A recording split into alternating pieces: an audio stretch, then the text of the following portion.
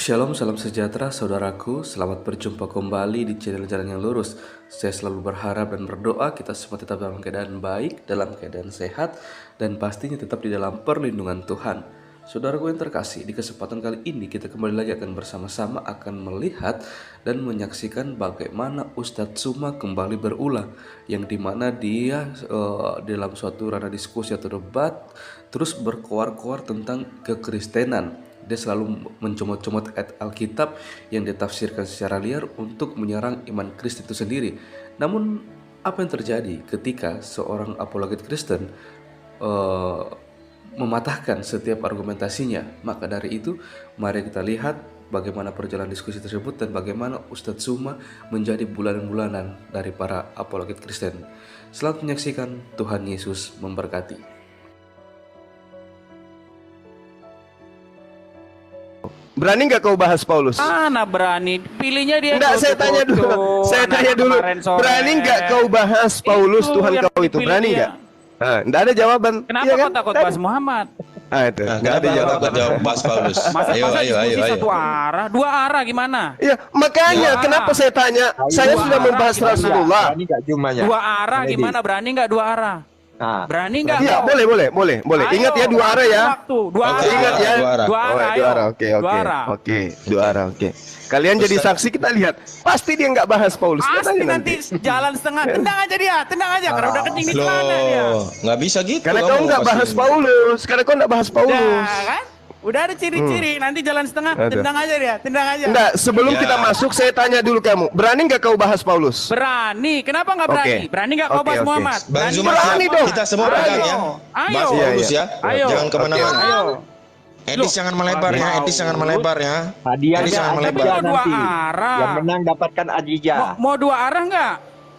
Satu bahas Paulus dan Muhammad, perbandingan Paulus dan Muhammad gimana?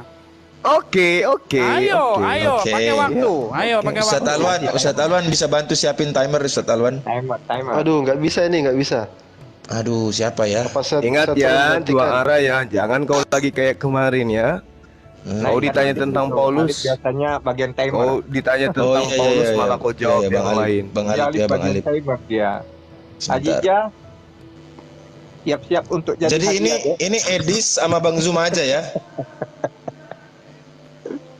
Iya, kalau ada si bom-bom biar lapis dua mereka orang-orang ini. Ya coba panggil ini si Bom Bom. Edis, panggil Bom Bom dulu Edis. Dia di ruangan Adis. Toro, lagi di ruangan Pak Toro dia. Ya udah panggil Suruh ke sini. ayo. Suruh ke sini, jangan ayo. sembunyi. Jangan sembunyi di Kesana Toro aja gitu. lah. Masa dia disuruh ke sini? Kau sudah tahu Toro itu nggak mau menaikkan saya. Ketakutannya itu Iya. seperti dia takut kepada malaikat maut. Nanti aku siap Aziza turun dulu Aziza ya. Mana Aziza ini turun dulu. waktunya kalau belum dipasang-pasang waktunya. Sebentar, ini Bang Alif baru masuk nih. Kalau dia Ya. mau saya siapkan tempat nanti. Sama aja. Kalau tempat Oten itu sama Pak aja. Bom-bom nggak ada Sama. bedanya. kemarin dia udah ngomong ke Harus, saya. harus Kemarin- Di sini kemarin- netral, kita netral. Enggak, kemarin Pak Tempatnya Bom-bom netral. Kemarin Pak Bom-bom udah bilang sama saya, kalau memang mau bisa, tetapi di YouTube, kata dia begitu. Supaya- Ini live loh di YouTube supaya- aku ini. Ini sedang live loh. Aku juga mau Enggak, live kalau dulu. kalau di TikTok itu suka nanti ada yang report, jadi nggak apa. Tahu-tahu Alah. kepental gitu loh. Alasan aja. Iya, saya cuma nyampein pesan dia aja. Itu alasan memang dia takut sama aku loh. Takut kali loh dia. Takut ku gulung dia kan. Hmm. Ini Bang Alip. kamu pun berani. Kamu berani kenapa? Karena kamu berpikir Ya. tidak akan bahas Paulus. Bentar, Kebersihan lah. Gini, Jul, kamu bawa tema dari kamu tentang Paulus, tuduhanmu apa tentang Paulus? Terus Ya saya kamu bawa- menyembah Paulus. Kau Baik. penyembah Paulus. Baik. Paulus itu bapakmu. Saya juga bawa tuduhan bahwa kamu tidak lain dan tidak bukan hanyalah penyembah seorang manusia Muhammad. Oke. Oke. Mantap. Silakan dibuktikan. Ya. Dan saya pun akan membuktikan Iya. ya, kamu itu pentuhan Paulus. Siapa duluan ini? Ya, silakan.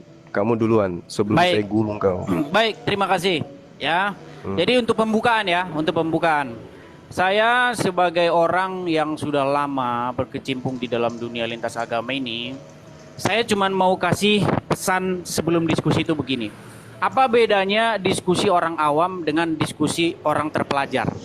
Ya, diskusi para sarjana dengan diskusi orang di jalanan itu bedanya apa? Begini, kalau diskusi para sarjana atau para ahli, dia itu selalu berbicara definisi sebelum mendiskusikan sesuatu.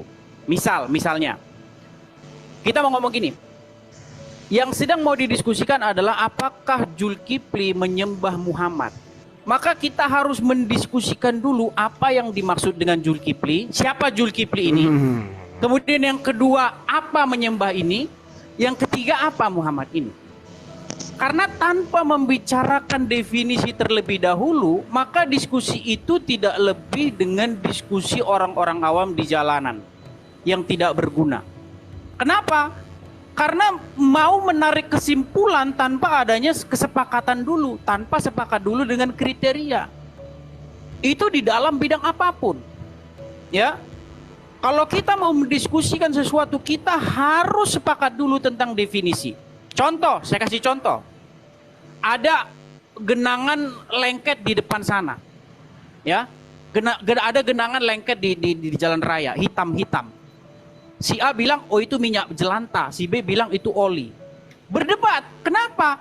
Karena mereka tidak mendefinisikan apa jelantah, apa itu oli.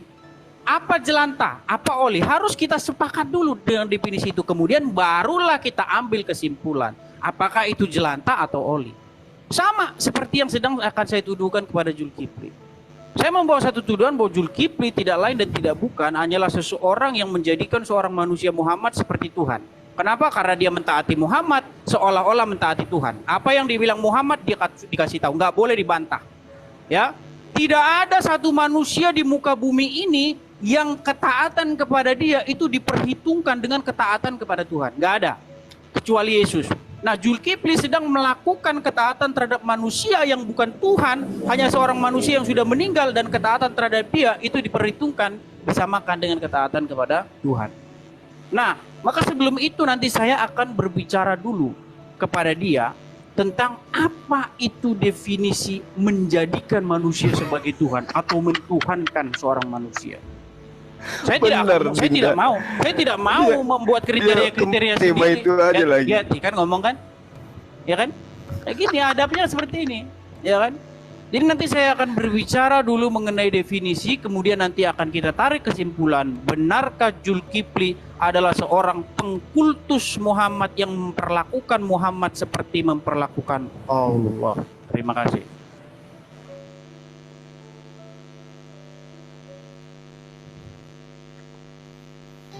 Ya, selanjutnya Gurunda Tafadhol. Oke, silakan. Baik, Gurunda.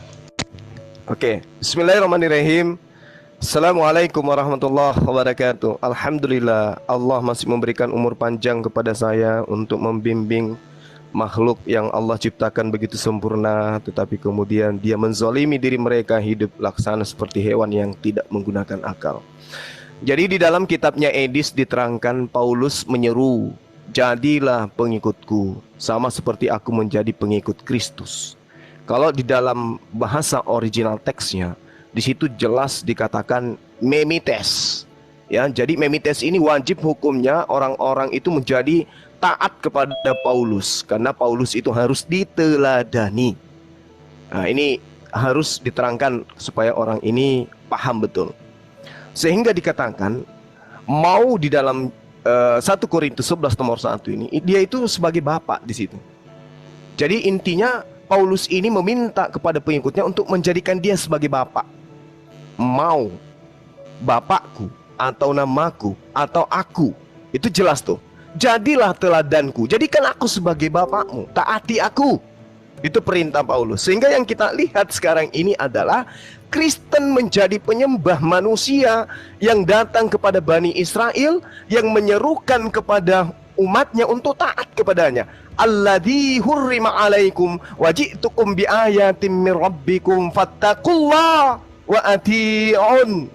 Jadi oknum yang datang kepada Bani Israel minta untuk ditaatin. Wa ati'un, taatlah engkau kepada aku dan taat jugalah engkau kepada Allah. Itu pengajaran Nabi yang datang kepada Bani Israel, yang kemudian oleh ketaatan Kristen terhadap Bapak Paulus, maka orang yang minta ditaatin ini seketika dijadikan Tuhan. Itu yang pertama.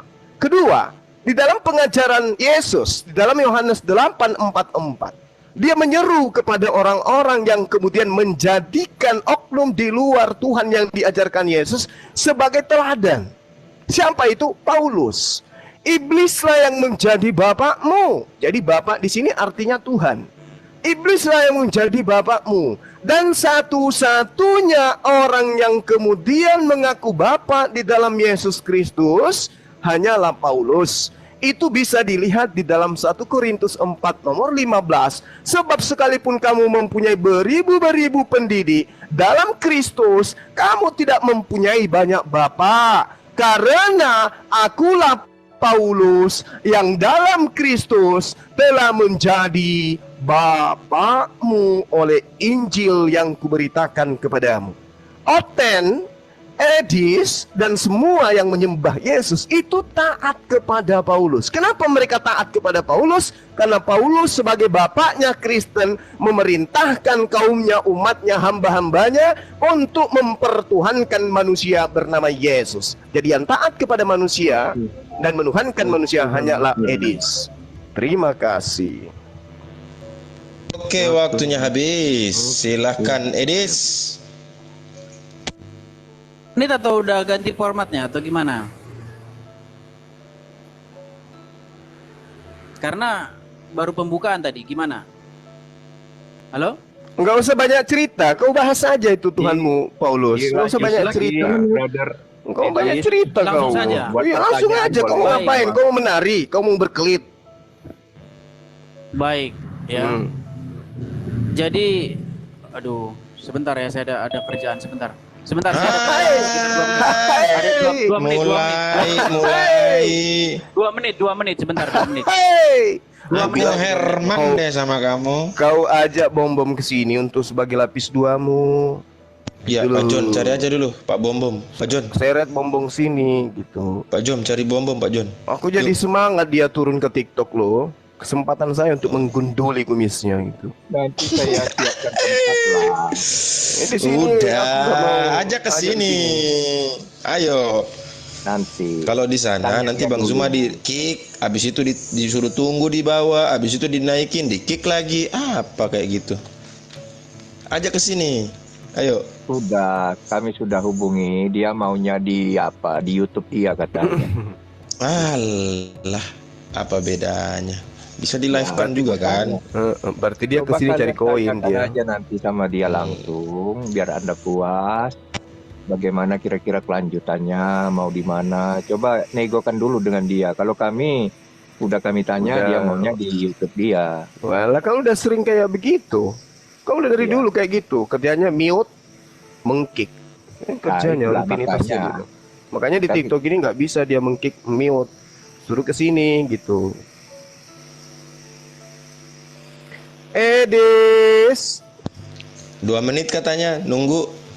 jangan-jangan mati lampu di tempatnya. Ada Bu Uti. Bu Uti minta naik. Nah itu pasangannya itu. Yuk, oke, udah mulai. Oke, sorry ya. Ada gangguan. Nah, silakan. Gimana? Kau bahas itu, Baik. bantai itu. Jadi begini ya teman-teman yang saya bilang, inilah yang saya bilang diskusi orang-orang awam ya. Kenapa? Karena tanpa bicara kriteria dahulu, kita langsung menyimpulkan mentuhankan anu. Kalau misalnya Zulkifli mengatakan saya mentuhankan Paulus, kita harus bicara dulu definisi mentuhankan Zulkifli. Dan itu definisi bukan kita yang buat. Tidak boleh kita yang bikin definisi. Waktunya mana ini admin?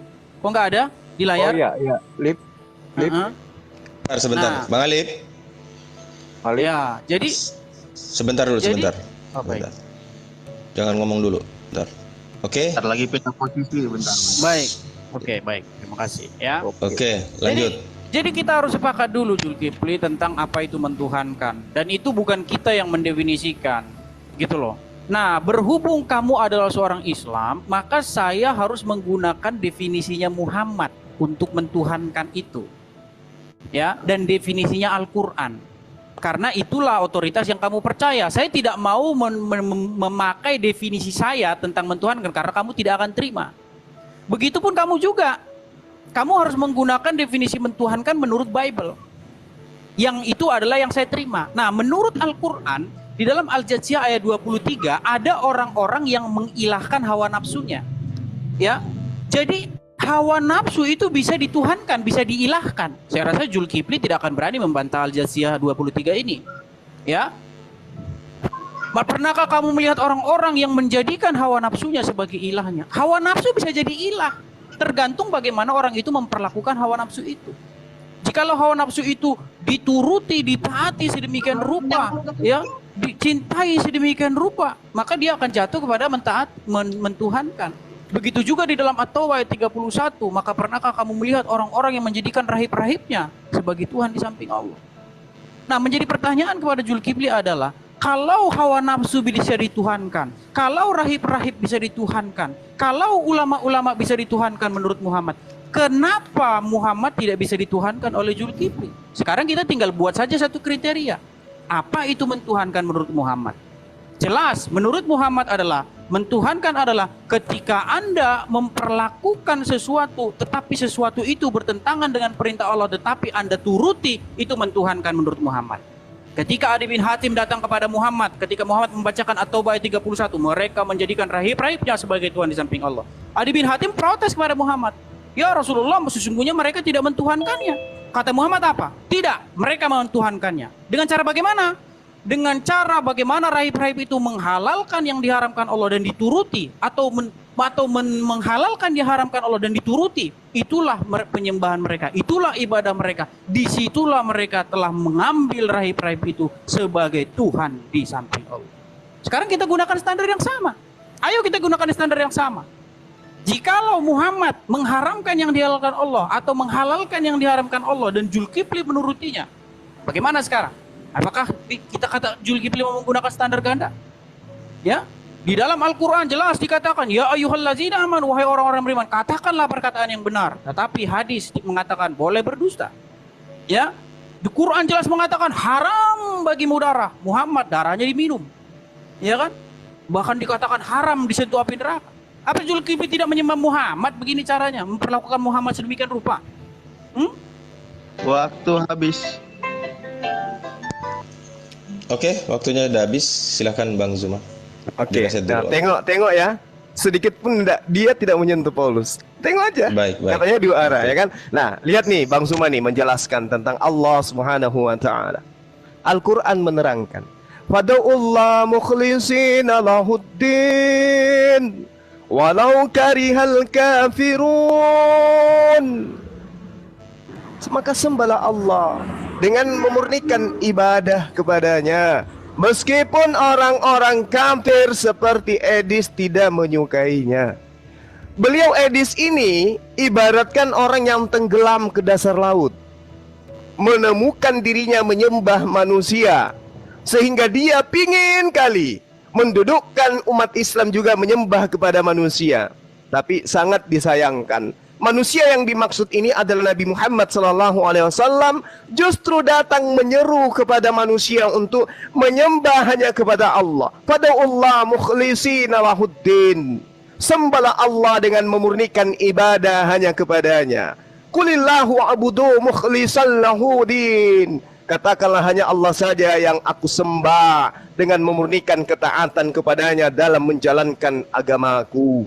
Ini Al-Quran yang menerangkan seperti itu. Wa idza ghasyahum maujun kazzulalin da'awallah mukhlishina lahuddin.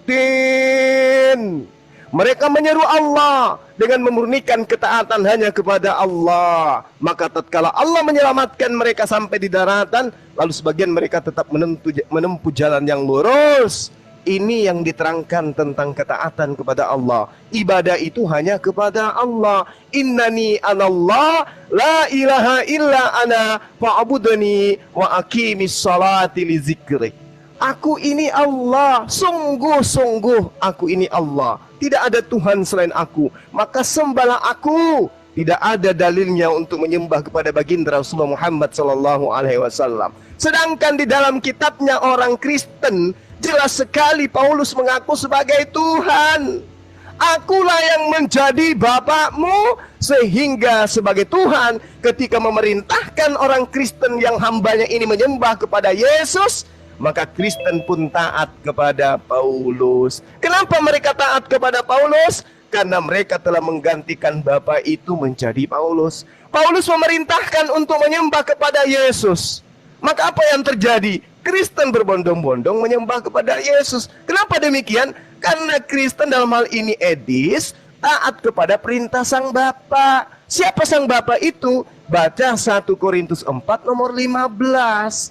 Gak ada itu malaikat, gak ada itu pendidik lain. Yang ada hanya aku, karena akulah yang menjadi bapakmu di dalam Yesus Kristus. Dan jelas Edis penyembah Paulus. Demikian.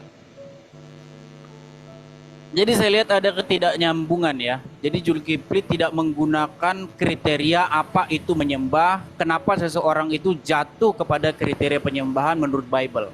Sedangkan saya sendiri sudah mengutip dalil-dalil yang ada di dalam Al-Quran, bahkan menurut Muhammad sendiri apa itu menyembah seseorang.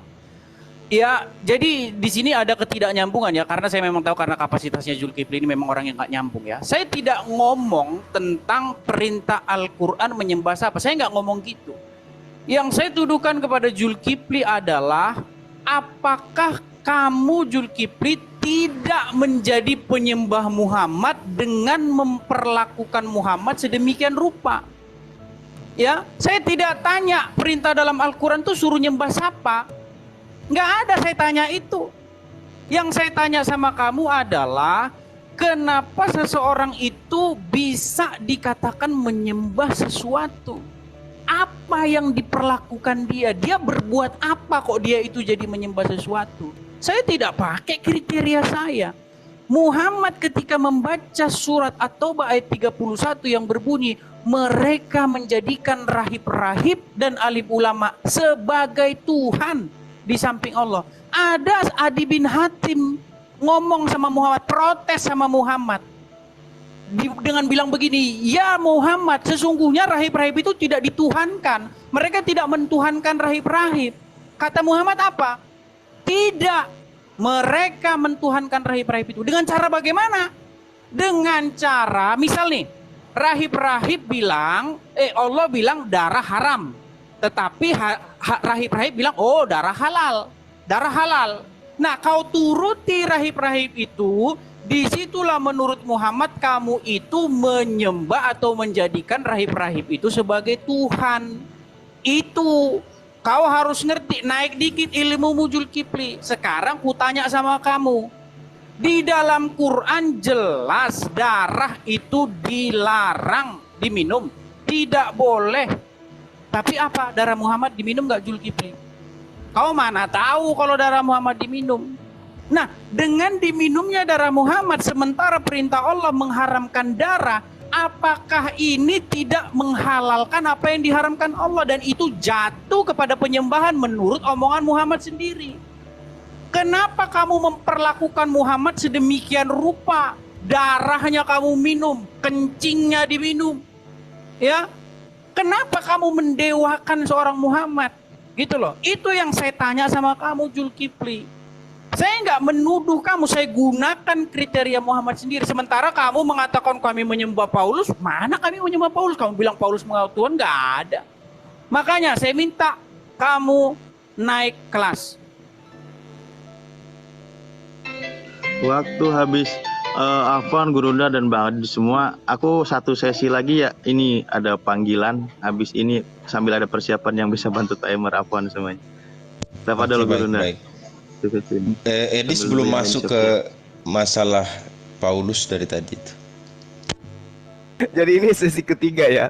Sedikit pun dia tidak menyentuh Paulus. Baik, nah lihat nih Bang Zuma nih, sebagai penginjil menerangkan tentang Rasulullah Muhammad SAW. Al-Quran menerangkan, Bismillahirrahmanirrahim, bil bayyinati waz zubur wa anzalna ilaikal zikra litubayyina linnas ma nuzzila ilaihim wa la'allahum yatafakkarun. Apa yang diterangkan oleh Al-Quran?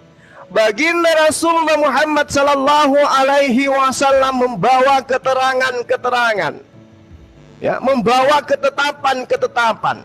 Lalu Allah kemudian menerangkan, kami wahyukan Al-Quran kepadamu Muhammad, agar engkau menerangkan kepada seluruh manusia apa yang telah diwahyukan kepada mereka, agar mereka memikirkannya. Jadi Rasulullah Muhammad sallallahu alaihi wasallam menyampaikan ajarannya berdasarkan perintah Allah untuk diterangkan kepada manusia, di mana ajarannya itu diperuntukkan memang untuk manusia. Jadi ketika umat Islam itu mendengarkan, meneladani, mentaati apa yang diarahkan, apa yang diperintahkan, tidak mendudukkan baginda Rasulullah sebagai Tuhan. Tidak, berbeda dengan dirimu. Memang Paulus mengatakan, akulah yang menjadi Bapa, akulah yang menjadi Tuhan. Aku yang menjadi Tuhanmu, yang harus kau teladani. 1 Korintus 11 nomor 1. Ikutlah teladanku, kata Paulus. Apa teladanku itu? Memerintahkan dirimu menuhankan manusia bernama Yesus. Kau teladani, kamu taatin, kamu ikutin. Tak sedikit pun ajaran Paulus kau tolak. Yang kau tolak itu semua pengajaran Yesus. Al-Quran menerangkan, Rabbana wab'ath fihim rasulam minhum yatlu alaihim ayatika wa yu'allimuhumul kitab wal hikmah wa yuzakkihim innaka antal azizul hakim. Perintahnya adalah Rasulullah mengajarkan hikmah, Rasulullah mensucikan manusia, dan diperintahkan, bacakanlah ayat-ayatku yang kuberitakan kepadamu wahai Muhammad kepada seluruh umat manusia. Kami mentaati. Allah memproklamirkan Rasulullah sebagai utusan, sebagai Rasulullah, sebagai Rasul, sebagai penjabar, sebagai pembimbing, sebagai manusia yang harus ditaatin menuju kepada Allah. Sedangkan Yesus tidak pernah mengajarkan bapakmu Paulus, dan engkau mentaati Paulus, berarti engkau mentaati Bapak Paulus. Engkau menuhankan Paulus. Silakan. Baik, sekali lagi saya katakan ya, memang beda kelas ya, beda kelas ya. Saya sudah naik ke kelas akademis, berbicara tentang definisi, berbicara tentang kriteria, kemudian baru mengambil kesimpulan. Tetapi sayang sekali, Zulkifli bawa dulu ya. Aduh, ini harus jalan. Ada keperluan. Ini waktunya. Ya baik. Bentar. Nanti saya coba hadirkan waktu. Ya. Oke. Maaf sekali, aduh. Ya. Maaf. Assalamualaikum warahmatullahi wabarakatuh. Waalaikumsalam warahmatullahi wabarakatuh. Oh ya, ada Bang Moto bisa. Sebentar, Bang Moto bisa nih. Oke.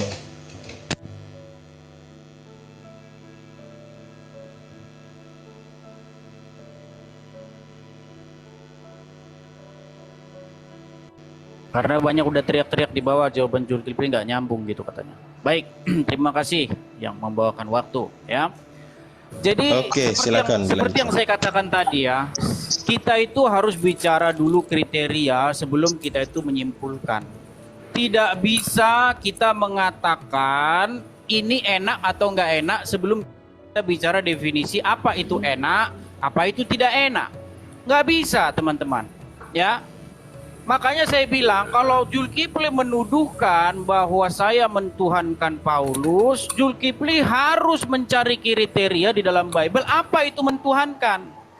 Dalam kriteria bagaimana sehingga seseorang itu disebut mentuhankan sesuatu. Ya, makanya saya sudah bilang berkali-kali, Jul, cobalah kau cari dalam Bible mentuhankan itu seperti apa. Gitu loh. Coba. Ini orang mentuhankan sesuatu jika dia satu memperlakukannya sedemikian rupa bla bla bla, dua bla bla bla, dalilnya itu baru diskusi gitu loh, seperti yang sedang saya bawa sama kamu. Menurut Muhammad seseorang itu mentuhankan sesuatu jika, tadi sudah saya bilang sama kamu, nggak perlu saya ulang-ulang lagi, capek saya. Cuman kamu sendiri udah nggak percaya sama Muhammad ya. Kalau kamu tanya sama orang Kristen, ada nggak sih orang Kristen yang memperlakukan Paulus sedemikian rupa sehingga kalau Paulus disentuh namanya aja orang, mau teriak-teriak mau mati, mau kesurupan? Nggak ada. Cuman kamu itu Jul. Coba kalau nama Muhammad kamu senggol gitu. Wah, langsung angkat pedang begini. Wah, darah halal gitu. Kamu perlakukan seperti apa Muhammad itu Jul? Bahkan setiap kamu 5 kali sehari kamu panggil nama dia. Ya, kamu panggil Assalamualaikum ya Nabi. Kau panggil, kau ngomong sama dia. Ya, nggak ada orang Kristen memperlakukan seperti itu. Nggak ada orang Kristen mendoakan Paulus, menyebut-nyebut nama Paulus, nggak ada. Gitu loh.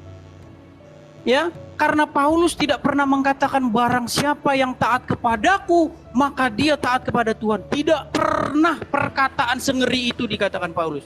Tapi kamu Jul, kamu telah membuat seorang manusia di mana ketaatanmu terhadap hanya seorang manusia belaka setara ketaatanmu kepada Tuhanmu. Apa enggak ngeri itu Jul? Kamu bikin manusia duduk di kursinya Tuhan dengan cara mentaati manusia itu seolah-olah kamu mentaati Tuhanmu.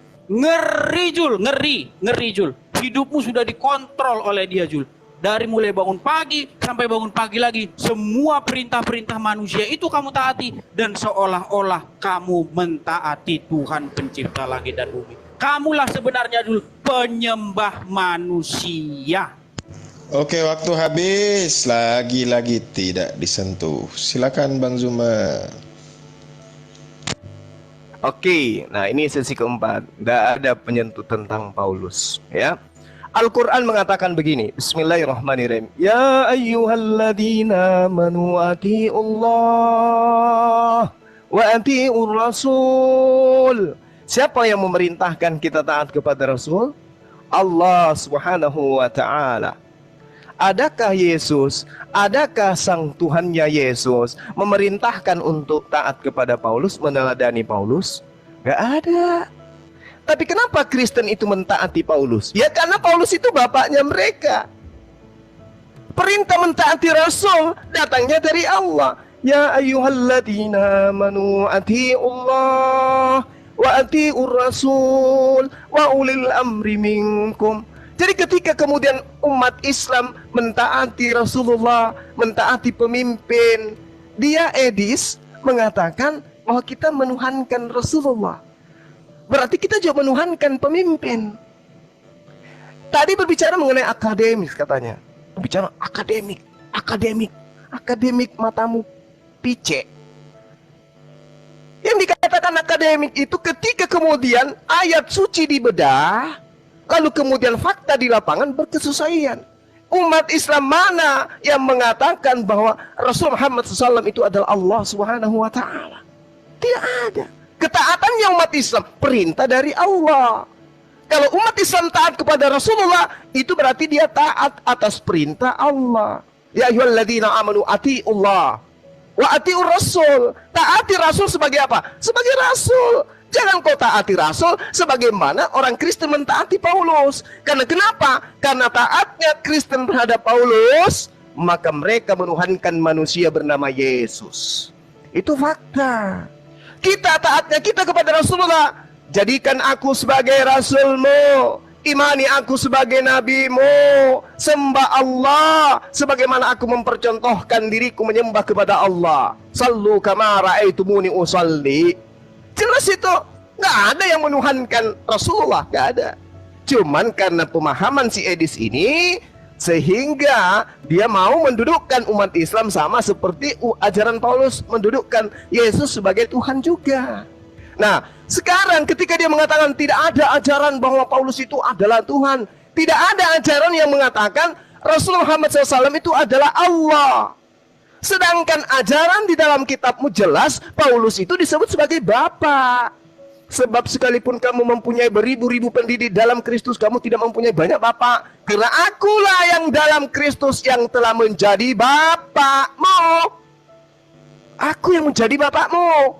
Sehingga kamu mentaati aku. Ketika aku perintahkan sembah Yesus, kalian sembah Yesus. Sebenarnya kalian itu adalah menjadikan aku sebagai bapak. Kamu mendengarkan perintahku sehingga kamu menjadi Kristen. Jelas itu. Silakan. Sesi kelima. Lagi-lagi hanya tuduhan-tuduhan kosong yang tidak berdasar ya. Jadi tidak ada satupun orang Kristen yang memperlakukan Paulus seolah-olah ketaatan kepada Paulus itu setara dengan ketaatan Tuhan pencipta langit dan bumi. Tidak pernah Paulus mengatakan barang siapa yang taat kepadaku maka dia taat kepada Tuhan yang menjadikan langit dan bumi. Hanya Yesus yang berhak mengatakan demikian karena dia adalah pengejawantahan dari Bapa langit dan bumi. Nah, yang menjadi penyakit di dalam hatinya Juma di sini, Zulkifli, adalah dia tidak tahu bahwa Muhammad nabinya itu mengatakan begini, barang siapa yang taat kepada aku maka dia taat kepada Allah. Bayangkan Jul, kalau kamu taat kepada manusia itu sudah diperhitungkan kamu setara dengan taat sama Tuhan yang Maha Esa. Coba Jul, apa kamu tidak membuat Muhammad duduk di kursinya Allah? Hah? Pernah nggak ketaatan kita kepada pemimpin, ketaatan kita kepada bos, kepada orang tua, itu kita anggap sama dengan ketaatan sama Tuhan yang menjadikan langit dan bumi? Nggak ada, bahkan kita bisa membantah perintah orang tua kita. Contoh, Zulkifli disuruh sama ibunya, Jul, ceraikan istrimu, usir anak-anakmu, buang anak-anakmu. Apakah kamu akan turuti itu? Tentu tidak. Ya, tetapi kalau Muhammad yang ngomong, Jul, berani kau bantah Allah. Mau kau kasih tahu dalilnya? Mau kasih tahu nggak kamu dalilnya di mana? Ya, kamu buka di dalam Al-Quran.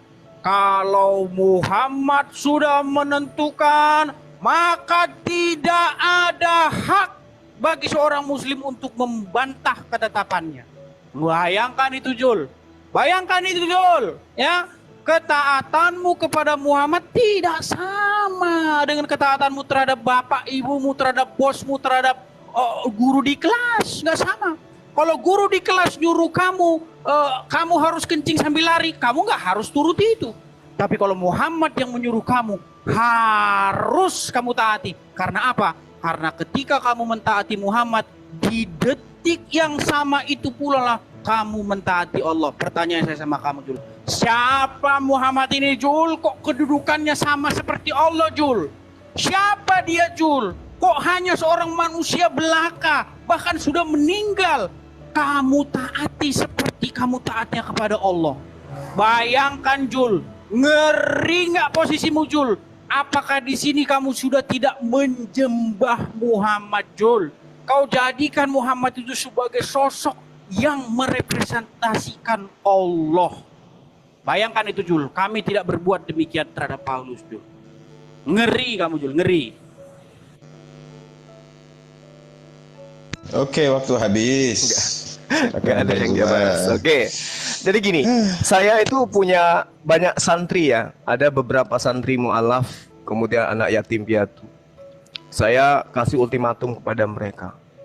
Saya nggak mau tahu, kalian harus mendengarkan perintah-perintah yang saya sampaikan.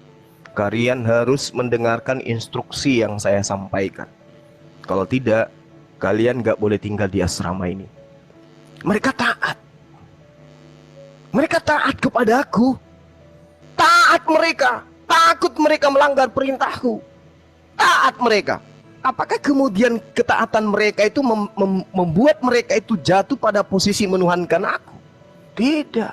Justru semakin taat dia kepadaku, semakin bersungguh-sungguh mereka itu menyembah kepada Allah. Sama seperti kami umat Islam, semakin kami taat kepada Rasulullah, semakin taat kami bersungguh-sungguh beribadah hanya kepada Allah. Itu yang perlu kamu pahami. Siapa yang memerintahkan untuk taat kepada Allah?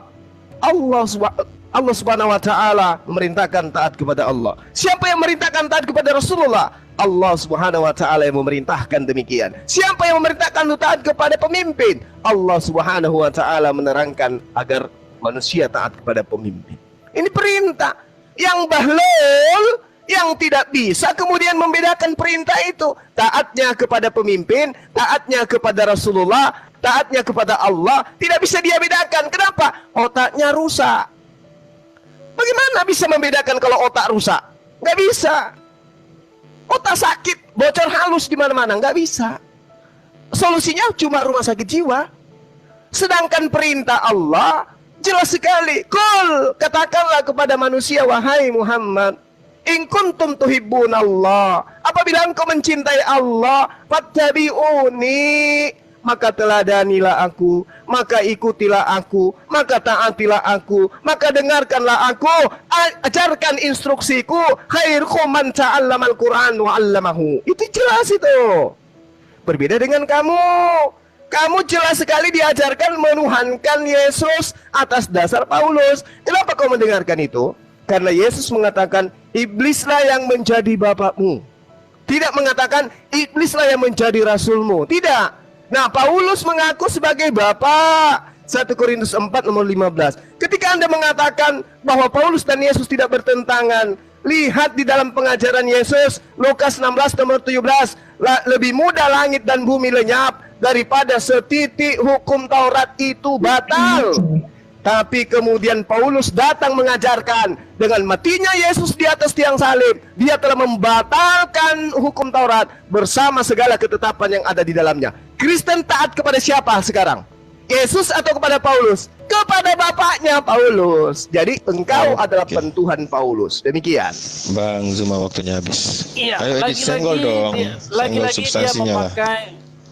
Wah, ini udah bantuin ini Abu Hadid udah mulai bantuin Juma nih. Enggak, saya ingatkan aja, saya ingatkan. Ayo. Kirain bantuin Juma ya. Jadi Zulkifli mengatakan bahwa ketaatan kepada Muhammad itu adalah perintah Allah sendiri.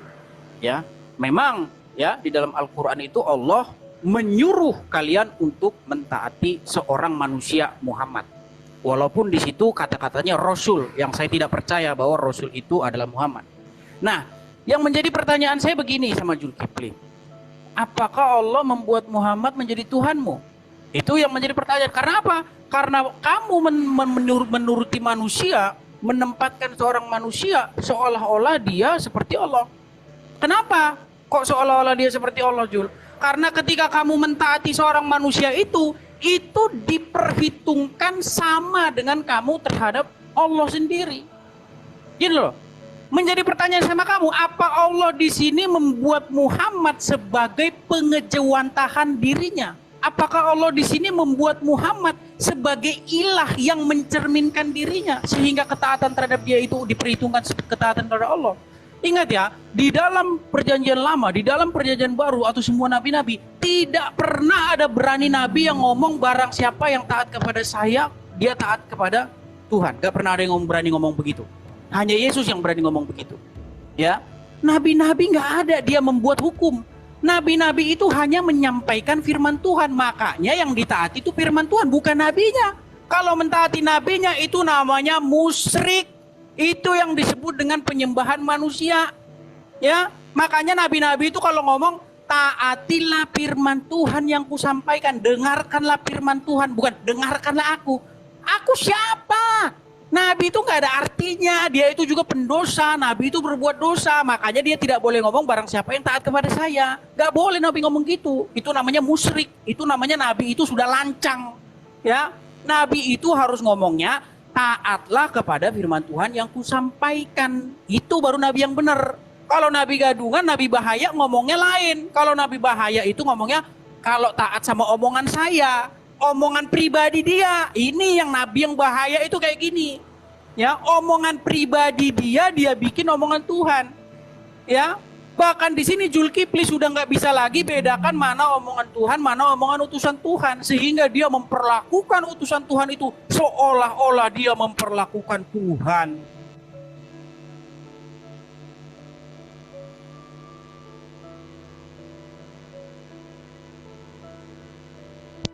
Sudah, Edis? Woi, di mana suaramu? Suaranya kok nggak ada. Edis. Coba pegang jantung juga, jangan sampai berhenti itu berdetak itu.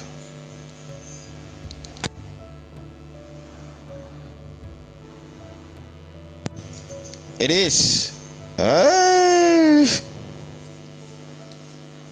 Ya, langsung di stop aja waktunya, Kang Moto, biar dijelaskan sama Bang Juma lagi. Silakan Bang Zuma. Ya, apakah kemudian santri-santriku ini menuhankan diriku? Tidak. Tapi dia taat. Karena menurut si Edis, taat itu menuhankan, kata dia. Taat kepada negara, menuhankan negara, kata dia. Padahal ketaatan kami kepada baginda Rasulullah Muhammad SAW mengantarkan kami menyembah hanya kepada Allah dan tidak menduakan dirinya. Yesus juga mengajarkan hal yang sama. Aku berkata kepadamu, sesungguhnya barang siapa percaya kepada aku, ia akan melakukan juga pekerjaan yang aku lakukan. Bahkan pekerjaan-pekerjaan yang lebih besar daripada apa yang aku lakukan. Nah, kalau orang Kristen ini adalah orang benar, maka dia akan menjadi praktisi Yahudi, praktisi Torah, bukan sebagai penolak Taurat. Yesus mengatakan, barang siapa tidak mengasihi aku, ia tidak menuruti firmanku, dan firman yang kamu dengar itu bukan daripada aku, melainkan dari Bapa yang mengutus aku.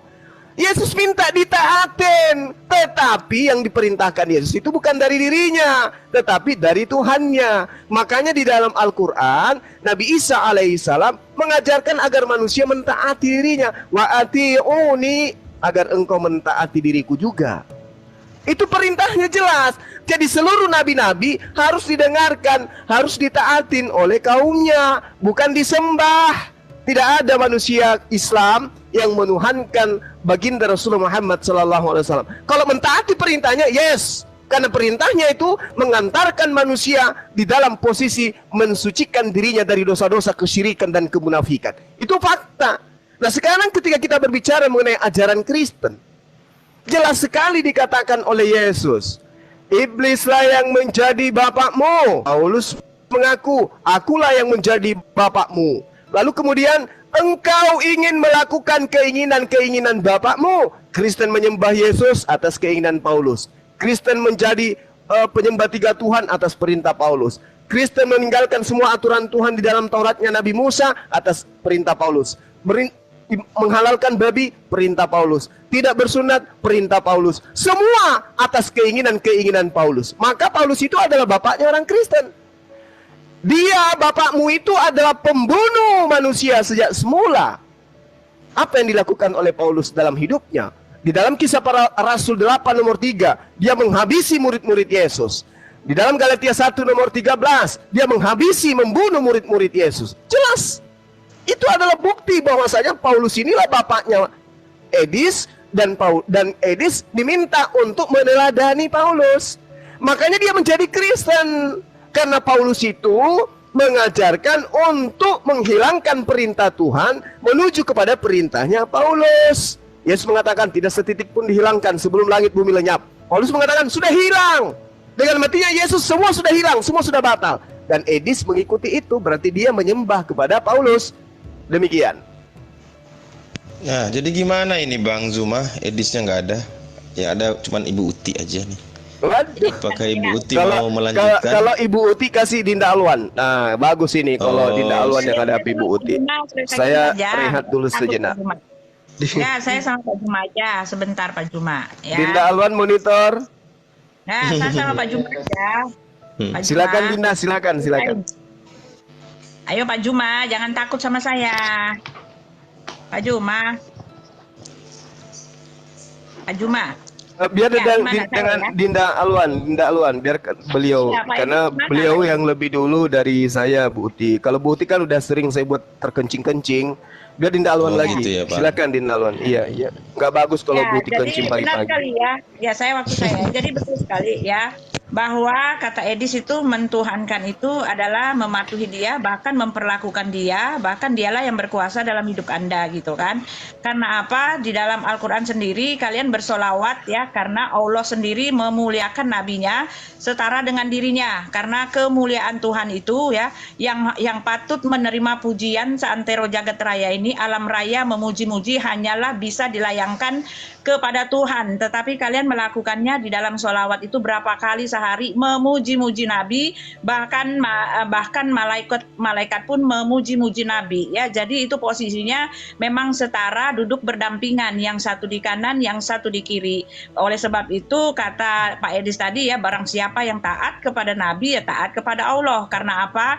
Al-Quran sendiri sih sebetulnya mengatakan bahwa ketetapan Allah itu hanya Allah yang melakukannya. Tetapi Nabi Muhammad dengan lantang mengatakan barang siapa siapa ya ketika Allah dan Rasulnya telah melakukan, telah membuat ketetapan tidak akan bisa disanggah gitu kan. Di dalam Al-Ahzab 36 itu ya, Anda boleh baca sendiri bahwa Nabi Muhammad pun memberikan ketetapan. Sedangkan yang di dalam Alkitab, ya Musa sama sekali tidak pernah membuat ketetapan. Sama sekali tidak pernah.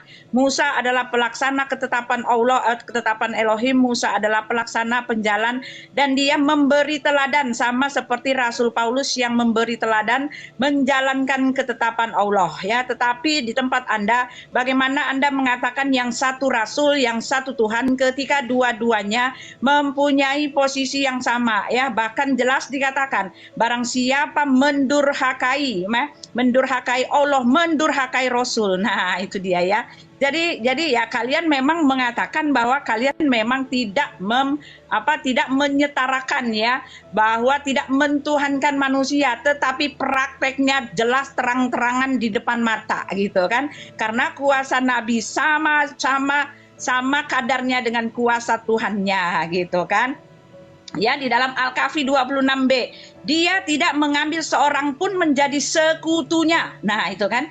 Dia tidak mengambil seorang pun menjadi sekutunya dalam menetapkan keputusan. Tetapi Nabi Muhammad mengatakan barang siapa ya, ketika Allah telah, saya buka Al-Ahzab ya, ketika Allah dan Rasulnya telah membuat ketetapannya, jadi jelas Allah mempunyai sekutu, yaitu Allah dan Rasulnya ya. Itu dia Pak ya. Lalu ketika kamu mengatakan bahwa Paulus ya menjadi bapak, itu pun penyelewengan tepu-tepu ya kan, jelas saya mengatakan Pak Juma tepu-tepu, karena bapak di situ jelas kamu baca sendiri, bapak pendidik, bapak gue, pendidik gue, itu maksudnya, bukan sebagai pemberi ketetapan ya kan. Itu dia. Ya, silakan.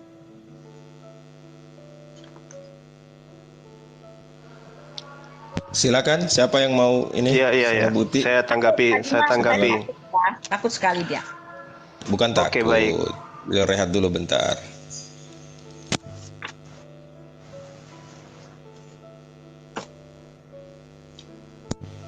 Silakan. Oke, baik. Bismillahirrahmanirrahim. Rabbi shrah li sadri wa yassir li amri wa hlul 'uqdatam min lisani yafqahu qawli.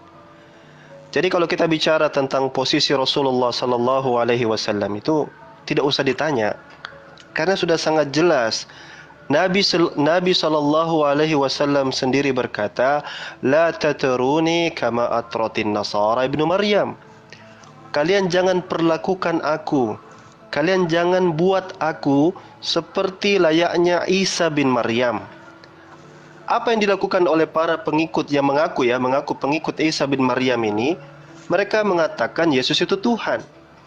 Padahal Yesus sendiri, Isa itu sendiri mengatakan, saya bukan Tuhan, Maha Suci Engkau ya Allah. Saya ini siapa? Saya ini seorang hamba, seorang utusan. Kemudian ada yang mengatakan, bukankah ada solawat untuk Nabi? Berarti dia setara dengan Allah. Ini salah faham tentang Quran. Dan bahkan seluruh pengertian orang Kristen yang berusaha untuk memposisikan Rasulullah Sallallahu Alaihi Wasallam dengan Allah itu sendiri itu tidak akan sampai. Karena solawat Allah juga diberikan kepada orang-orang beriman di dalam Al-Quran. Apakah orang-orang beriman itu lantas kita katakan sebagai tandingan-tandingan selain Allah? Ini karena ketidakfahaman tentang Al-Quran ya. Kalau mengenai penjelasan Paulus, posisi Paulus, itu betul-betul mengcover, mengganti bahkan menimpali. Misalnya, Yesus mengatakan wajib taat dengan hukum Taurat. Paulus datang, oh hukum Taurat itu hapus aja, nggak berlaku lagi. Siapa yang lebih tinggi derajatnya kalau seperti ini? Nggak berlaku lagi. Harus khitan. Siapa yang? Paulus datang, Bang terangkan di mitul. Wajib khitan. Paulus datang, khitan itu tidak perlu. Yang penting sunat hati. Siapa lagi yang lebih tinggi ini posisinya ini? Yesus melarang minum alkohol. Paulus datang, bisa minum alkohol. 1 Timotius 5. Makanan haram di imamat. Paulus datang, tidak ada lagi makanan yang haram. Lihat, Seberapa berkuasa Paulus ini? Yesus melarang jangan sebut Tuhan. Paulus mengajari jadikan Yesus Tuhan. Yesus mengatakan semua orang akan tanggung dosanya masing-masing. Matius 16. Paulus datang, dosa ditanggung Yesus. Ini ajaran yang sangat kontradiktif. Makanya benar kata gurunda saya Bang Zuma, kalian itu tidak mengikuti Yesus. Kalian mengikuti Paulus. Tidak lain, tidak bukan. Nyatanya apa yang diajarkan Yesus kalian sangkal, kalian ikuti Paulus. Oke Bang, habis waktu. Ya, 3 menit ya. Si Edis kemana kok nggak balik lagi? Ya, ya jadi itu ya, jadi kontradiksi ya. Mungkin. Ya, perkataan dari Alwan betul-betul kontradiksi ya. Nabi Muhammad mengatakan janganlah engkau memuji-muji aku seperti kamu memuji-muji Nabi Isa gitu kan. Tetapi ya kita membaca di dalam Ibnu Majah 1899 Muhammad menerima puji-pujian, bahkan puji-pujian kepadanya berasal daripada Allah sendiri dan Muhammad tidak pernah membantahnya ya. Muhammad tidak mengatakan oh Tuhan jangan siapalah aku ini adalah seorang yang najis bibir, aku orang berdosa, aku tidak layak menerima itu semua. Gak pernah Nabi Muhammad mengatakan seperti itu, seperti yang diutarakan oleh Musa. Aku tidak layak, kata Musa.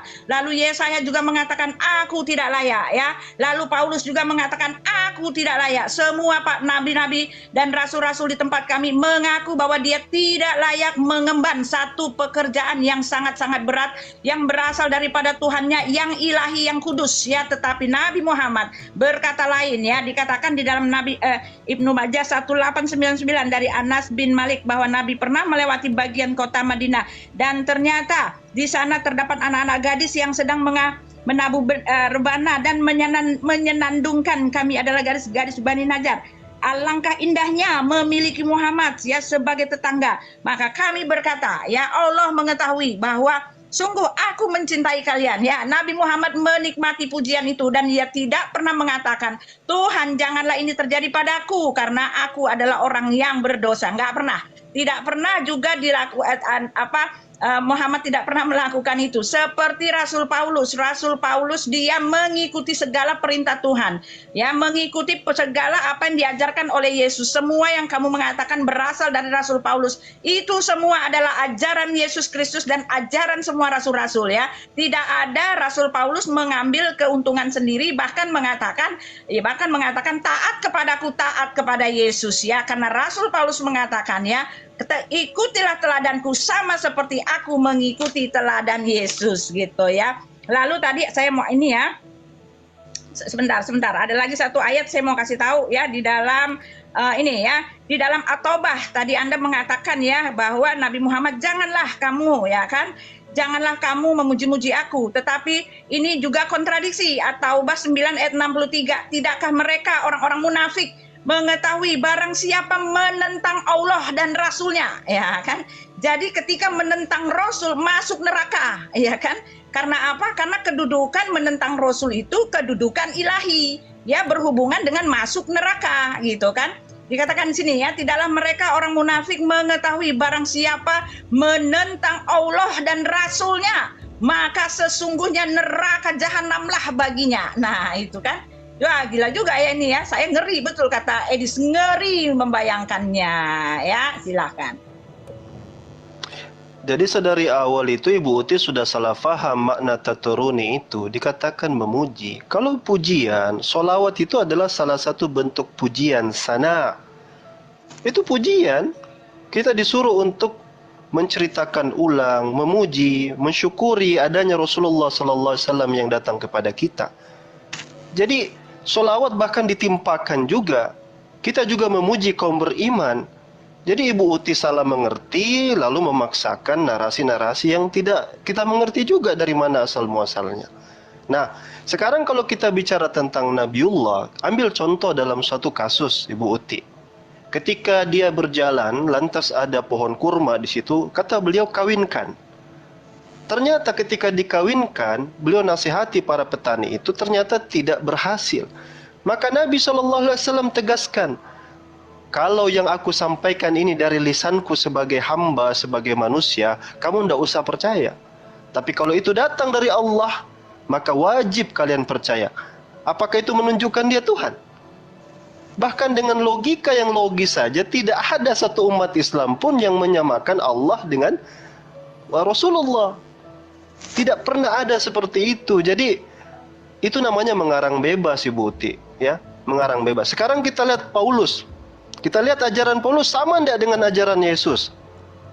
Dalam Yohanes 17, Yesus mengatakan, inilah hidup yang kekal itu, yaitu bahwa mereka mengenal Engkau satu-satunya, the only one, satu-satunya, Allah yang benar, dan mengenal Yesus Kristus yang telah Engkau utus. Itu ajaran Yesus. Sekarang lihat ajaran Paulus. Alih-alih mengikuti ajaran daripada Yesus, dia balik. Yesus yang utusan itu dijadikan sebagai pengutus. Sebab dalam Roma 10 nomor 9, sebab jika kamu mengaku dengan mulutmu bahwa Yesus adalah Tuhan dan percaya dalam hatimu bahwa Allah membangkitkan dia di antara orang mati, maka kamu akan diselamatkan. Paulus mengajari orang untuk percaya Yesus sebagai Tuhan. Yesus mengaku dia utusan, dia hamba, ya, dia diberikan mukjizat-mukjizat itu sebagaimana pengakuan Petrus di dalam Kisah Para Rasul, bahwa semua itu adalah perantara dan mukjizat itu berasal dari Allah, ya. Paulus rubah. Oh, jangan sembah Tuhan yang satu-satunya benar, kata Yesus itu. Sebenarnya Yesus itu adalah Tuhan itu sendiri, jadikanlah dia Tuhan. Sekarang kamu pilih mana, Ibu Uti? Ikut kata Yesus, ikut atau ikut kata Paulus? Dari mana klaimmu mengatakan bahwa Paulus mengikuti Yesus? Nyata-nyata dia buat ajaran yang baru. Yesuslah itu Tuhan yang benar. Oke. Ini Edi sudah ada kembali. Bang Zuma, monitor Bang Ya, Zuma. silakan kembali ke Bang Zuma. Ya, ini kita tadi cuma. Sorry tadi Ya, silakan Bang Zuma. sorry tadi pulsa saya habis ya. Oh, oke baik. Nanggung. Saya mau jawab ini sebentar, nanggung ya Pak Edis. Ya, sebentar ya. Jadi Silakan Putih ya. saya 3 menit ya. Jadi Silakan Putih ya. ya, Pak Alwan, Anda berbohong, Pak Alwan ya. Anda mengatakan bahwa pujian itu layak ya diberikan untuk para nabi ya. Bahkan malaikat-malaikat memuji-muji, bahkan seantero jagat memuji-muji, bahkan Anda mengatakan solawat kepada Nabi itu layak ya. Tetapi maaf ya, Al-Quran di hadis sendiri Muslim 408 dari Abu Hurairah bahwa Rasulullah bersabda, barang siapa bersolawat kepadaku, maka Allah, dengar, maka Allah akan bersolawat kepadanya 10 kali lipat ya. Jadi kenapa pujian ini bahkan melebihi dari pujian kepada Allahnya? Ya, tidak pernah ketika dikatakan manusia bersolawat memuji Tuhannya 1 kali, lalu manusia itu diberikan kelipatan 10 kali pujian naik kepada Allah. Tetapi ini bahkan barang siapa yang bersolawat kepadaku, maka Allah akan bersolawat kepadanya 10 kali lipat ya. Jadi ya, jangan kamu mengatakan ini tidak setara. Ini sama setara. Puji-pujian kepada Tuhan itu harus satu-satunya kepada Tuhan, bukan kepada Rasul yang notabene adalah hambanya sendiri ya. Sedangkan Alkitab kami jelas mengatakan Lukas 16 ayat 28. Celakalah kamu, kata Yesus, apabila semua orang memuji-muji kamu. Sebab dengan demikian pula lah telah diberlakukan nabi-nabi palsu, kata Yesus ya. Jadi yang menerima, bahkan Nabi Muhammad berani sekali mengatakan ya, kalian tidak dianggap beriman kecuali ya, di dalam Muslim 169 saya baca ya. Diriwayatkan dari Anas bin Malik bahwa Rasulullah bersabda, setiap orang dari kalian tidak dianggap beriman sebelum aku lebih dia cintai daripada anaknya, orang banyak, dan semua orang ya. Jadi jelas di dalam An-Nisa 80 ya, barang siapa mentaati Rasul itu sesungguhnya ia mentaati Allah. Karena apa? Dua-duanya diimani. Karena apa? Karena dua-duanya pemilik kemuliaan, kepujian yang layak dinaikkan gitu. Ya kalau saya salah berani kamu coba kamu sanggah ya pernyataan saya. Tetapi ini nggak salah. Ini ada dalilnya gitu kan. Nah, adapun kamu bicara tentang Paulus semuanya cuma modal cocok-cocokologi gitu kan. Ketika Yesus mengatakan iblislah yang menjadi bapamu, itu diarahkan langsung kepada Bapak Juma ya, karena iblislah yang menjadi bapakmu Pak Juma. Itu nggak ada urusannya dengan Rasul Paulus ya. Karena mari kita buka ya, sebentar saya buka ayatnya, diberhentikan dulu dong ya. Ya, saya buka ayat, berhentikan dulu sebentar ya. Itu habis, pas waktunya habis Buti. Ya, silakan. Oke. Ini silakan, sudah selesai. Ya, ini Abu sudah masuk zuhur di sini, apa kita rehat sedikit dulu ya? Nanti kita lanjut setelah sholat mungkin. Coba Bang Zuma monitor nggak nih, Bang Zuma? Ya, Dinda, antum sholat duluan. Di sini masih Oke. siap sekali hujan. Siapkan daya. Nah, Gandeng, silakan Bang Zuma. Ya. Fadal. Jadi gini, kalian itu hanya umat terjemah. Kalian tidak ngerti tentang ajaran kalian yang sesungguhnya. Di dalam 1 Korintus 11 nomor 1, Paulus mengaku Kristus. Genomai memites katos kago Kristus. Kamu harus menjadi teladanku. Kamu harus meneladani aku. Jadilah pengikutku, jadilah orang yang meneladani aku.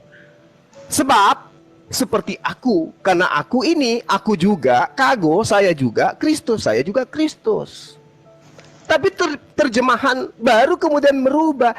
Jadilah pengikutku, sama seperti aku juga menjadi pengikut Kristus. Padahal bahasa Yunaninya tidak begitu. Di kodeks yang lebih tua tidak seperti itu. Dia katakan kago Kristus, saya juga ini Kristus. Makanya saya katakan, karena Paulus itu Kristus, sebagaimana yang dikatakan dia adalah Bapa di dalam kitab saudara yang menerangkan seperti yang saya terangkan tadi, maka kalian itu menuhankan Paulus. Yesus mengatakan lebih mudah langit dan bumi lenyap daripada setitik dari hukum Taurat itu batal. Paulus mengatakan Taurat dan segala ketetapannya itu sudah batal. Kalian ikuti siapa? Kalian ikuti keinginan siapa? Keinginan Paulus. Makanya Yesus memberikan stempel di jidat kalian. Iblislah yang menjadi bapak kalian. Makanya Yesus mengusir penjahat-penjahat, pembuat kejahatan. Nyala daripadaku, kau semua pembuat kejahatan. Kenapa? Karena Yesus mengajarkan A, kalian lebih percaya ke Paulus yang mengajarkan Z. Itu yang perlu saudara pahami. Sedangkan Yesus tidak pernah menyebut namanya Paulus. Taatilah aku dan taatilah Paulus. Itu di mana dalilnya? Kalau kami di dalam Al-Quran sudah sangat jelas. Taatilah aku dan taati juga Rasulullah. Ketika kami taat kepada Rasulullah, ketaatan kami mengantarkan kami menyembah kepada Allah, bukan menyembah kepada Rasulullah. Tidak ada itu. Ketika kemudian Ibu Uti membawa Al-Quranul Karim, surah apa tadi itu yang saudara bawa? Surah Al-Ahzab ayat 36. Iya, dikatakan di situ, barang siapa mendurhakai Allah dan juga mendurhakai Rasulullah.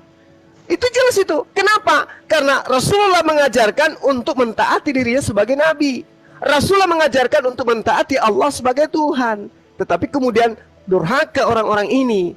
Dia tidak, ketika dia menolak Rasulullah, berarti dia menolak ajaran Rasulullah agar mereka menyembah kepada Allah. Itu jelas. Ketika mereka mendurhakai Allah, berarti mereka menolak Al-Quran yang mengatakan bahwa Nabi Muhammad SAW itu adalah utusannya. Jadi mendurhakai Allah sama seperti apa yang diterangkan oleh Al-Quranul Karim. Oke. Begitu loh, silakan. Ingat Jadi ya, ujian. original teks 1 Korintus 11 nomor 11, Paulus itu adalah Kristus. Ya, bentar ya, satu lagi. Bedakan pujian. Alhamdulillah segala puji hanya milik Allah. Itu aja. Bedakan ya.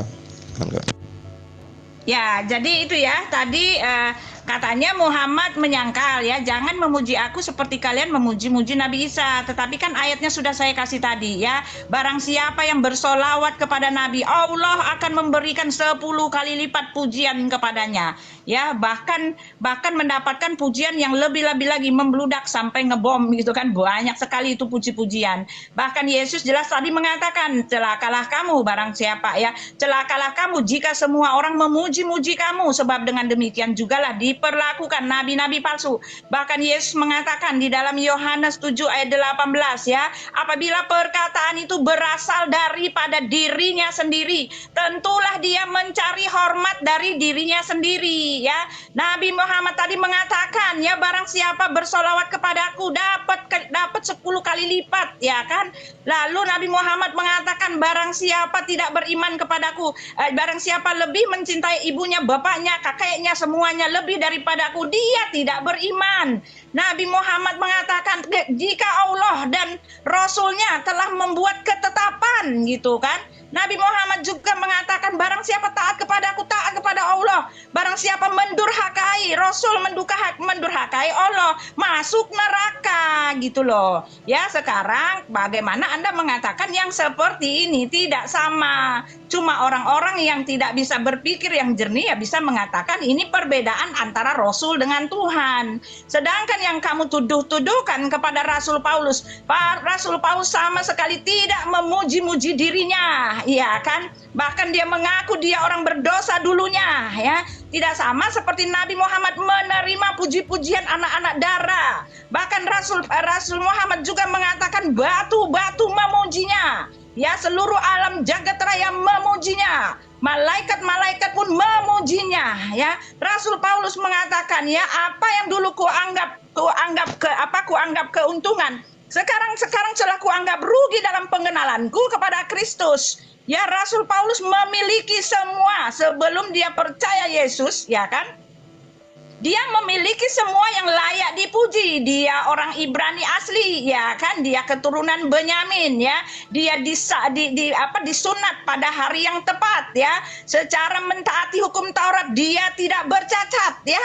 Rasul Paulus menerima harusnya dia layak menerima pujian sebagai orang suci dalam perspektif Yahudi, tetapi dia tidak mengatakan batu-batu memujiku karena kekudusanku, batu-batu memujiku karena aku layak disebut, karena aku layak dipuji, karena keimananku jauh lebih baik daripada Yahudi. Tidak ada.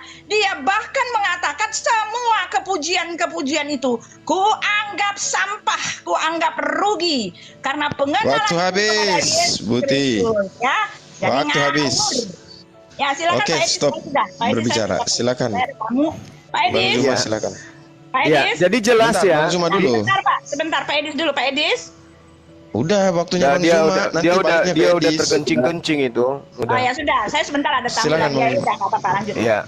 Jadi di dalam kitab kalian, makanya jangan jadi umat terjemahan. Pelajari kitab kalian dalam original teks. 1 Korintus 11 nomor 1, Paulus mengaku sebagai Kristus. Kago Kristus. Katos kago Kristus, sebagaimana saya juga adalah Kristus. Jangan terjemahan. Original teksnya Anda baca. Paulus mengaku dia sebagai Kristus. Kau harus meneladani aku. Ya. Sebab aku ini juga adalah Kristus. Tapi terjemahannya dipelintir, dililit-lilit. Itu yang saudara harus pahami. Belajar original teks supaya paham.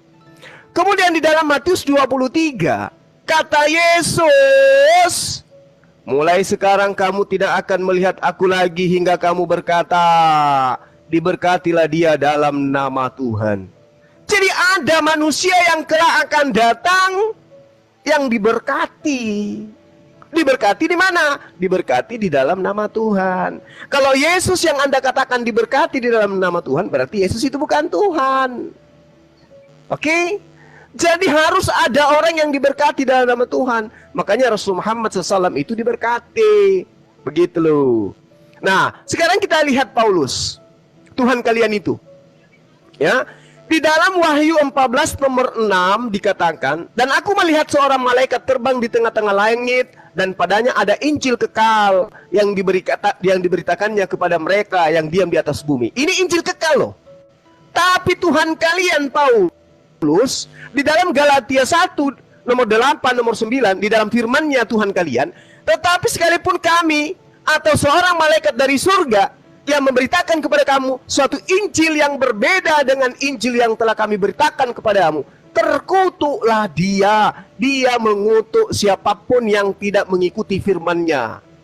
Malaikat yang datang membawa Injil kekal pun dikutuknya. Makanya Yesus tidak main-main mengatakan, iblislah yang menjadi bapakmu, dan bapakmu itu adalah Paulus Kristus. 1 Korintus 11 nomor 1, aku juga harus kau teladani, sebab aku juga adalah Kristus. Paham di situ ya? Anda harus paham. Lalu kemudian ketika Yesus mengatakan, iblislah yang menjadi bapakmu, Paulus mengaku bapak. Kau ingin melakukan keinginan-keinginan bapakmu, orang menjadi Kristen karena mengikuti keinginan Paulus. Tidak ada satu ajaran Yesus untuk menjadikan Paulus itu sebagai rasul. Tidak ada. Tidak ada legitimasi dari Yesus untuk mengikuti teladan Paulus. Tidak ada. Tetapi kalau Allah mengajarkan mengikuti teladan Rasulullah, itu jelas. Ati'ullah wa ati'ur rasul. Itu perintah dari Allah. Ketaatan kita kepada Rasulullah, ketaatan kita kepada Allah, mendudukan Allah sebagai Tuhan yang diperkenalkan oleh Rasul. Demikian. Baik, Bang 1 Zuma, Korintus 11 waktunya nomor habis. 1. Silakan Edis tanggapi. Waktu 3 menit. Edis monitor, Edis. Putusnya sampai mana ya? Masih tetap Putusnya sampai mana ya? Kamu tidak pernah membahas Paulus. Paham? Halo? Nggak pernah kau bahas Paulus, Tuhan kau itu. Yes, benar. Waktu saya terus apa ini? Oke, silakan waktu Anda. Kok kayaknya Zulkifli kepanasan terus ini. Udah nggak usah Ya, banyak jadi- ngomong. Jadi Sebentar. ya, saya Bang Zuma, yang lain saya izin sholat bentar ya. Silakan. Ya, sebentar, Ibu sebentar, Uti, Pak mau Idris. Ibu Uti mau tanggapi atau Ya, Edis? saya mau tanggapi dulu. Nanggung sayanya, penasaran kalau nggak dijawab ya. Oke, silakan. Ah, Edis tahan Ya, ya. jadi- Oke. 1 lanjut. Korintus 11 nomor 1 yang Anda bahas. Silakan jawab itu. Paulus mengatakan. Iya, silakan. 1 Korintus 11 ya. Jadi akhirnya di mana-mana Muslim akhirnya ketika sudah tidak bisa larinya ke salah-salah ini ya, umat terjemahan, atau mereka juga akan mengatakan, oh kalian itu umat terjemahan, kalian nggak baca original teksnya gitu kan. Ini udah kalau saya bilang sudah mendirikan, sudah mengibarkan bendera putih ya, karena nggak ada lagi pembelaan ya. Tadi kan saya udah bilang bahwa Rasul Paulus itu bahkan merendahkan dirinya, merasa dirinya tidak layak, tidak bisa disamakan dengan satu rasul di tempat Anda yang bahkan menerima puji-pujian 10 kali lipat ketika orang bersolawat untuk dia, 10 kali lipat dibalikin lagi ke orang yang bersolawat, dapat untung memuji-muji. Bisa Anda bayangkan satu antero jagat raya ini memuji-muji dengan satu sosok yang bahkan sekarang pun masih ada di dalam kuburan gitu loh. Bahkan ketika dia mau meninggal pun dia minta ampun dosa gitu loh. Ya, ini kan nggak masuk akal teman-teman ya, Bapak Ibu ya, harusnya berpikir keras. Apakah betul kalian ini hanya menyembah Allah Subhanahu wa taala, atau ada duaan oknum sehingga menyebut dirinya kami ya? Karena kami di situ ya kalau kita mau lihat di sini ya, kenyataannya sepertinya, kalau saya salah kasih tahu saya, sepertinya kami di situ adalah Allah, Muhammad dan Jibril. Tidak ada lain, karena Allah sendiri telah mengkonfirmasikan tidak ada penolong baginya ya. Lalu di dalam 1 Korintus 11, Anda pun itu kan, jadilah pengikutku sama seperti aku juga menjadi pengikut Kristus. Nah itu dia. Mana ada Rasul Muhammad ngomong ya kan, ya ikutilah teladanku seperti aku mengikuti teladan Allah. Akulah hamba Allah ya. Nabi Muhammad bahkan mengatakan barang siapa taat kepadaku, taat kepada Allah langsung ya. Dan ucapan ini hanya Yesus yang mengatakan begitu. Barang siapa percaya kepadaku, percaya kepada Bapa. Barang siapa telah melihat aku, telah melihat Bapa. Barang siapa mendengarkan firmanku, menerima firmanku, menerima firman Bapa. Karena apa? Karena Yesus jelas mengatakan, aku dan Bapa adalah satu, kata Yesus ya. Yesus memberikan hidup yang kekal dan dan aku memberikan hidup yang kekal kepada mereka, dan mereka pasti tidak akan binasa sampai selama-lamanya. Bapakku ya kan, Tak seorang pun merebut mereka dari tanganku. Bapakku yang memberikan mereka kepadaku lebih besar daripada siapapun. Aku dan Bapa adalah satu. Ya, dan perkataan ini diikuti semua oleh Nabi Muhammad dengan konotasi bahwa dia adalah Rasul dan dia menyembah Tuhannya. Tetapi perlakuan permohonannya sama persis dengan menyamakan dirinya dengan Tuhan. Karena satu-satunya di muka bumi ini yang berani mengatakan seperti yang dikatakan Rasul Muhammad adalah Yesus yang jelas-jelas satu dengan Bapaknya. Ya, contohnya udah ada. Yang begini artinya menyamakan. Udah, Buti, udah. Oke, ya silakan. Silakan Edis. Jadi inilah orang ini ya, diajarkan menjadi waras malah dia alergi. Ya, itu dia saudaraku. Kita bersama-sama telah melihat bagaimana pemaparan argumentasi dan narasi dari masing-masing pendebat, dari teman-teman para apologet Kristen dan juga Ustadz Suma sendiri. Dan dari sini kita sendiri bisa memberikan penilaian dari setiap data dan narasi yang dibawakan oleh Ustadz Suma dan juga teman-teman para apologet Kristen.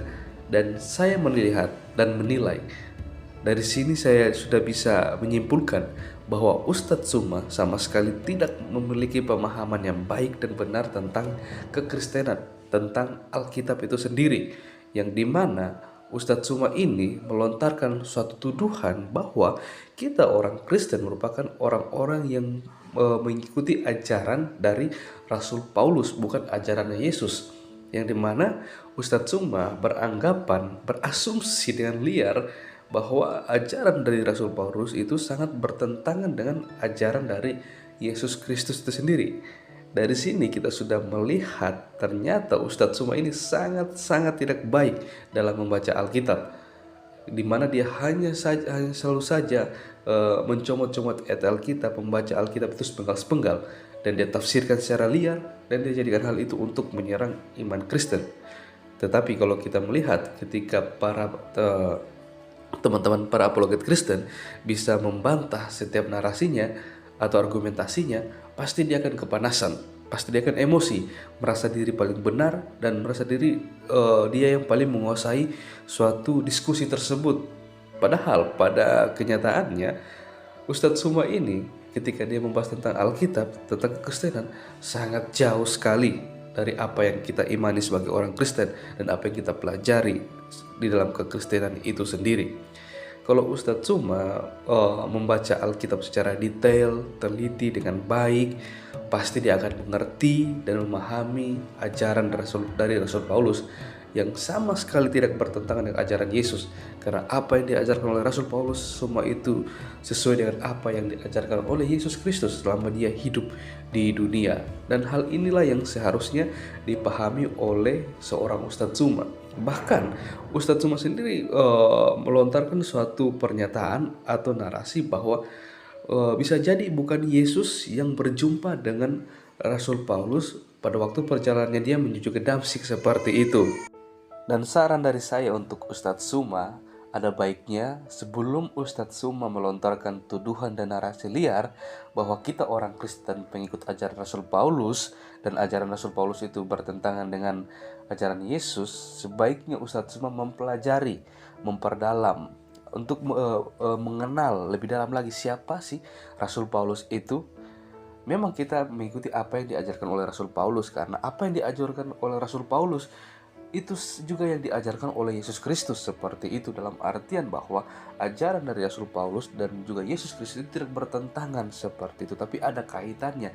Dan apa yang diajarkan oleh Rasul Paulus itu dalam pengajarannya itu semuanya itu berdasarkan apa yang diajarkan oleh Yesus Kristus selama dia hidup di dunia sampai dia terangkat ke surga, seperti itu Ustadz Suma.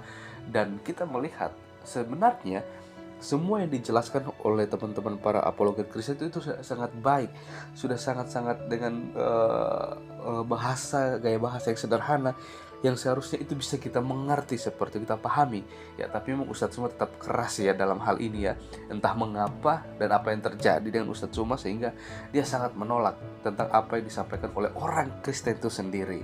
Oke ya, inilah yang jadi perhatian untuk kita semua sebagai orang percaya, untuk tentu kita juga harus bisa mempertanggungjawabkan iman kita kepada setiap orang yang masih ragu-ragu, bahkan setiap orang yang selalu saja melontarkan tuduhan-tuduhan liar tentang apa yang kita imani dan kita yakini seperti itu. Dan sebelum saya mengakhiri video ini, saya akan membagikan satu renungan yang berkaitan dengan perjalanan dari seorang Rasul Paulus, yang dimana sebelum dia menjadi seorang rasul dan menjadi seorang pemberita kabar baik.